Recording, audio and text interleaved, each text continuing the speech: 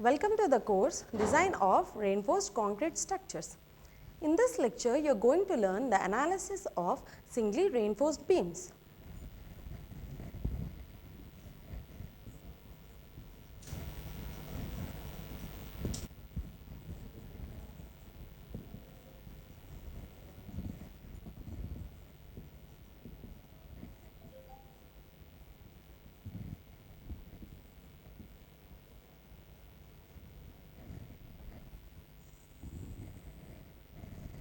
So, first we will see what is meant by analysis.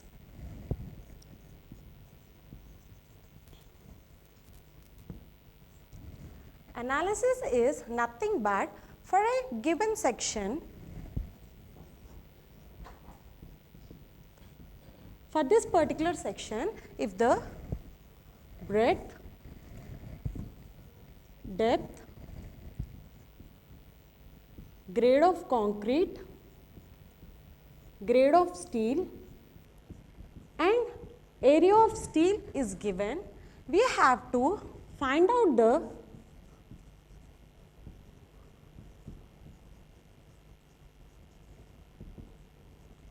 moment carrying capacity of that particular section. So, in this analysis what we are going to deal with is, if a section is given of depth, breadth, grade of concrete, grade of steel and the area of the steel, we have to find out the moment carrying capacity for that particular section, and also we will find out the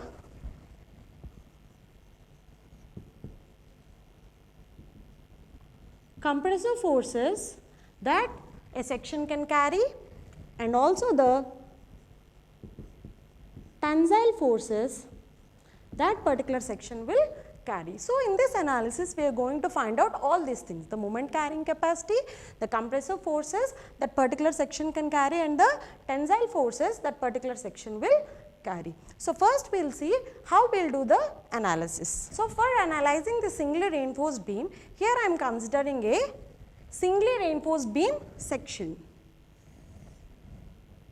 So, let us consider a singly reinforced beam section. The breadth of the section is B and let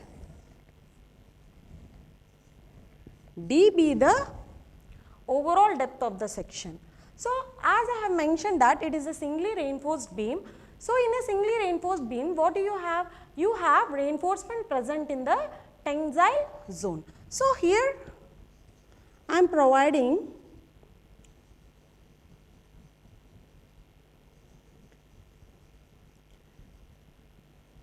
three reinforcement bars. So, the depth from the topmost compression fiber to the center of the reinforcement is called as effective depth and it is denoted by small d.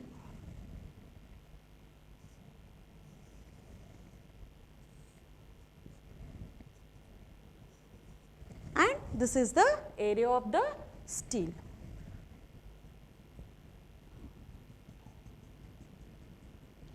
This will be the neutral axis and the depth from the topmost compression fiber to the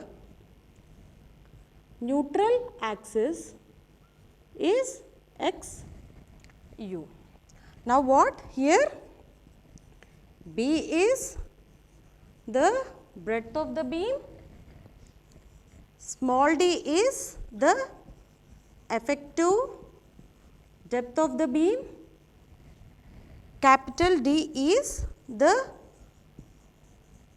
overall depth of the beam, AST is the area of steel which is provided and XU is the neutral axis depth from the topmost compression fiber. Now, I am going to analyze the singly reinforced beam section by using the assumptions which we have already learnt in the previous lecture. So, what you have learned in the previous lecture? The first assumption is the plane sections remain plane before and after bending. So, what does that mean? That means that the strain variation is linear. So, first we will draw the strain profile for this particular section based on the assumptions.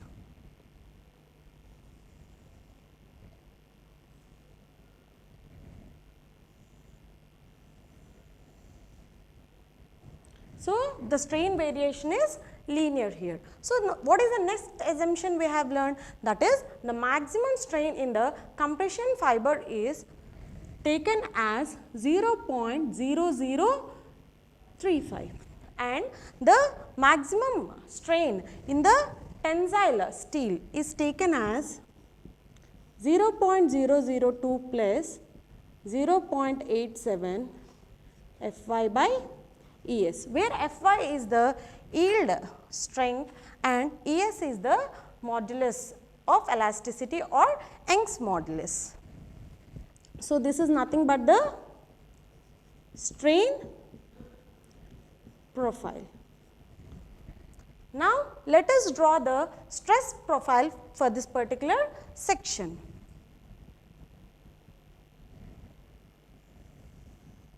So, if you remember the next assumption, that is the stress block is parabola up to a strain of 0.002 and from a strain of 0.002 it is linear, that is from the neutral axis up to a strain of 0.002. For suppose here somewhere if the strain is 0.002 up to a strain of 0.002, the stress block is parabola and after 0.002 it is linear, which you have learnt already in your previous lectures. So, from here it is parabola up to a strain of 0.002 and it is linear up to 0.0035. Now, what is the stress here which we have learned in the assumptions? It is 0.45 FCK. So, this is nothing but the stress profile. Now, let us start analyzing this.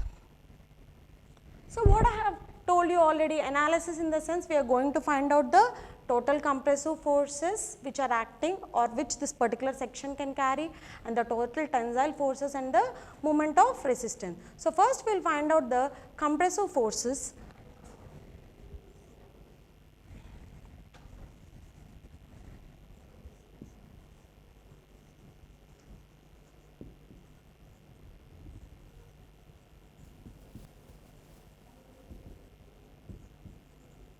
The analysis of compressive force. So, what is a force?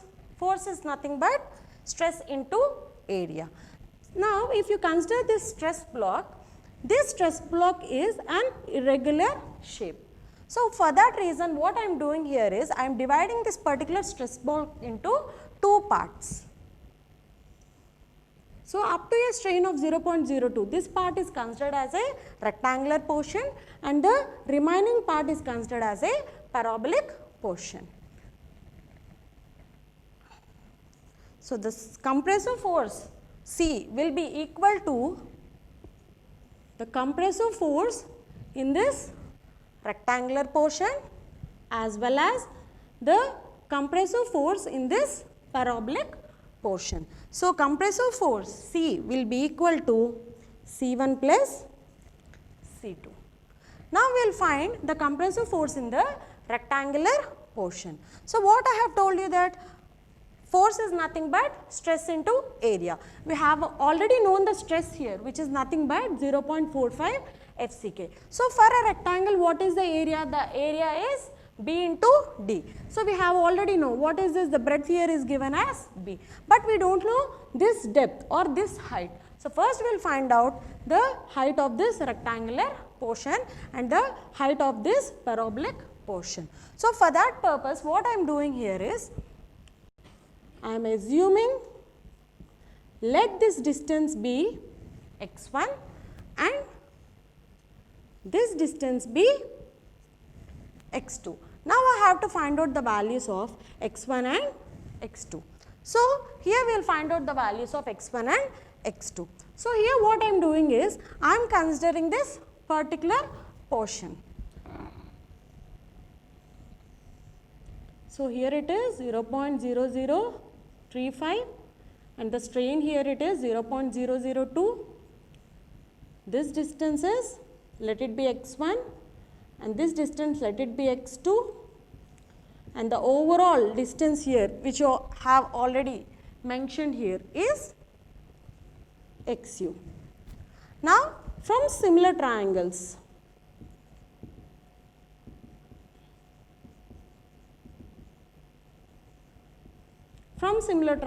what can you write down here? 0.0035 divided by xu is equal to 0.002 divided by x2. So, if you calculate this, you will get the value of x2 which is 4/7 of xu. Now, find out the value of x1 in the similar way. So, what xu is? Xu is x1 plus x2. So, we have already known the value of x2 which is 4/7 xu. So, from this you can find out the value of x1 which you will get 3/7 of xu. Now, we have found out the values of x1 and x2. So, what is the value of x1? It is 3/7 xu and the value of x2 is 4/7 of xu. Now, what I told you, we will consider this particular rectangular portion C1. I am finding out the force. Force is nothing but stress into area. So, what is the stress here? The stress here is 0.45 FCK into the area. Area is B into D. What is D here? D here is x1. So, what is the value of x1? x1 is 3/7 xu. Let us consider this portion, that is the parabolic portion, and let us find out the forces in this. So, the force in this parabolic portion C2 is stress, that is 0.45 FCK into the area. Area of parabola is 2/3 B into H. What is the height here? H here is x2. So, what is the value of x2? The value of x2 is 4/7 xu. Now, we have known the forces C1 and C2. So, what will be the total compressive force? The total compressive force C is C1 plus C2. So, now we have to add both the C1 and C2. So, C is equal to C1. So, what is C1? It is 0.45 FCK B into 3/7 xu plus what is C2? It is 0.45 FCK 2/3 B into 4/7 xu. So, from this you will get, if you will solve this, you will get a value of compressive force as 0.36 FCK B into xu. So, this is the equation for finding out the total compressive forces acting on that particular section, which is 0.36 FCK B into xu. Now, what I have converted two forces, one force in this particular rectangular part and the other force in this particular parabolic part into a single compressive force. Now, we have to find out at what distance is this compressive force is acting in this particular stress block. So, for suppose let us consider this compressive force C1, okay, where it will act in this rectangular portion, it will act at the center of gravity or the CG, and this particular force C2 Where it will act? It will act at the CG of this particular parabolic part. So, first what we will do is, we will find out individually the where this particular compressive force of a rectangular part is acting and C2 is acting at what distance. So, if you will take this particular C1, okay, from the topmost compression fiber, let this distance be A1 and let C2 be acting at a distance of A2 from the topmost compression fiber. So, now first we will find out A1 and A2. So, A1. So, how much will be the A1? That is, what is this distance? This distance is 3/7 XU. So, for a rectangle it will be acting at half. So, A1 will be 3/7 XU into 1/2 and A2. For A2 it will be acting at a distance of 3/8 from this part, but what we have to calculate here? We have to calculate it from the topmost compression fiber. If you see here, A2 is from the topmost compression fiber. So, how we will find out? It is this total distance x1 plus 3/8 into x2. So, what is the value of x1? x1 is 3/7 XU plus 3/8 into x2. What is the value of x2? It is 4/7 XU. From this you will get the values of A1 and A2. So, A1 is nothing but the distance from the topmost compression fiber at which this particular compression force is acting, and A2 is nothing but the distance where this compressive force, C2 compressive force is acting from the topmost compression fiber. Now, here what you have to find out? You have to find out at what distance from the topmost compression fiber this particular compressive force C is acting. So, how? Now, let us find out that. So, I am drawing this stress block here again.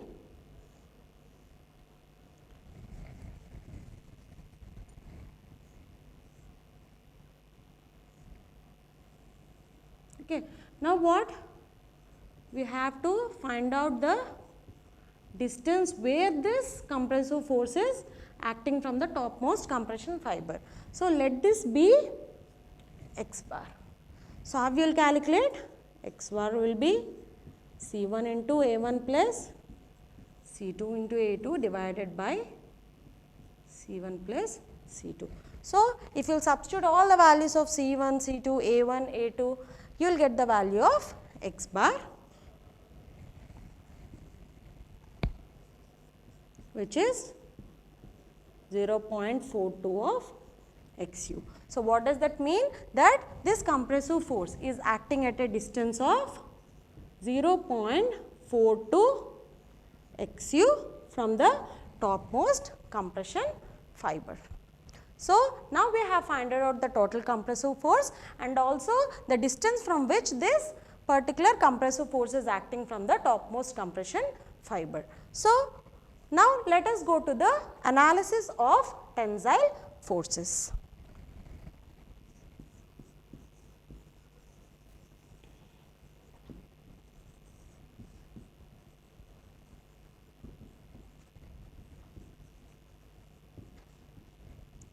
So, from the assumption what we have seen previously, that what all the compressive forces will be taken up by the concrete and the concrete does not take any tensile forces, that is all the tensile forces are taken by the steel reinforcement only which is provided. So, we will get the tensile force T here.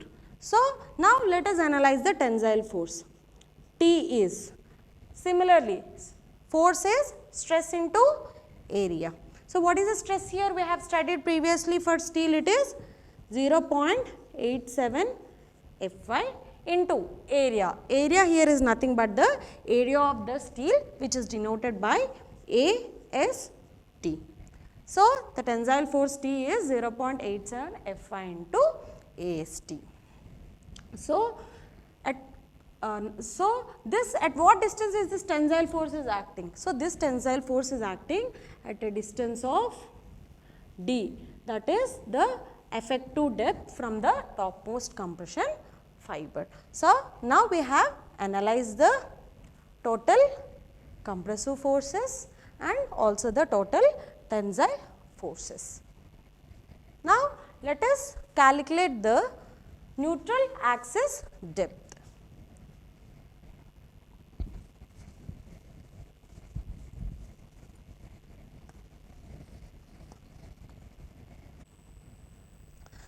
Now, we will find out the neutral axis depth.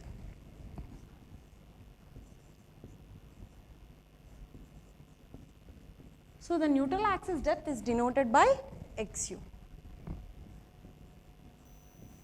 So, taking the equilibrium condition, that is, or considering the equilibrium condition, the total forces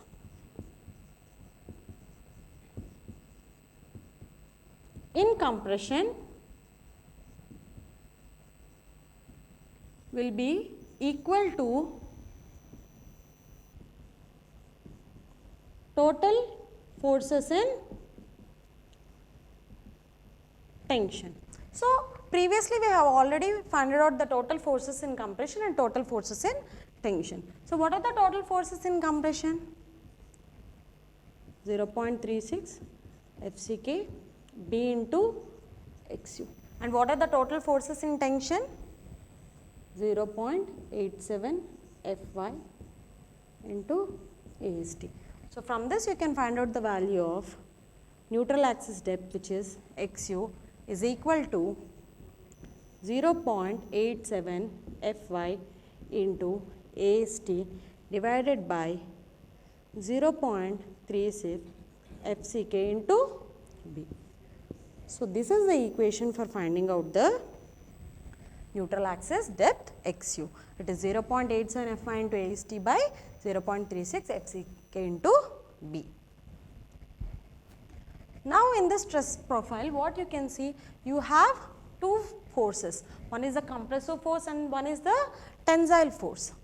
So, let me draw it again separately, representing only the compressive force. This compressive force is acting at a distance of x bar, which is 0.42 XU, and you have a tensile force T.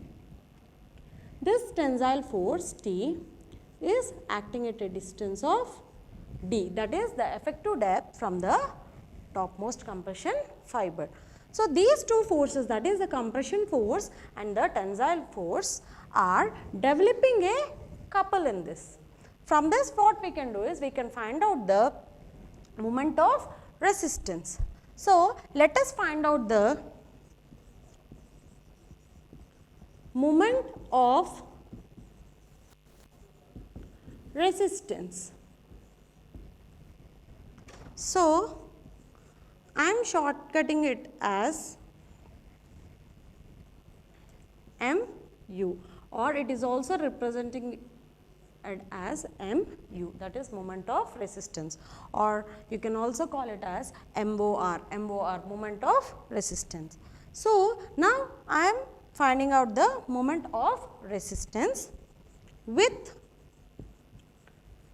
respect to